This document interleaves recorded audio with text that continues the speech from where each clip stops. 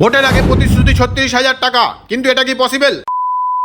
বাঁকুড়া বিষ্ণুপুরে বিশাল জনসভা থেকে প্রধানমন্ত্রী নরেন্দ্র মোদী বাংলার মহিলাদের জন্য একগুচ্ছ বড় প্রতিশ্রুতি দিলেন।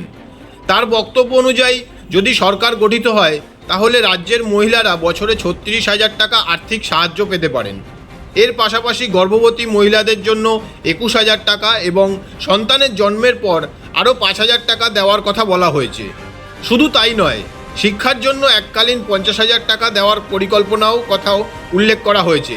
এছাড়া লাখপতি দিদি প্রকল্পের মাধ্যমে মহিলাদের স্বনির্ভর করার কথা, ব্যবসার জন্য বড় অঙ্কের সহায়তা, বিদ্যুতের খরচ কমাতে ৮০,০০০ টাকা পর্যন্ত সাহায্য, ফ্রি রেশন, স্বাস্থ্য পরিষেবায় ৫ লক্ষ টাকা পর্যন্ত কভার, এমন একাধিক সুবিধার প্রতিশ্রুতি দেওয়া হয়েছে। তবে এখন বড় প্রশ্ন, এই সব প্রতিশ্রুতি বাস্তবে কতটা কার্যকর হবে এবং আদৌ সবাই এই সুবিধা পাবেন কিনা। সবশেষে এই সমস্ত কিছুর উত্তর লুকিয়ে আছে আসন্ন নির্বাচনের ফলাফলের মধ্যেই। আপনারা কমেন্ট করে অবশ্যই জানান, বাংলায় বিজেপি সরকার আসলে এই সুবিধাগুলো কি সবাই পাবে?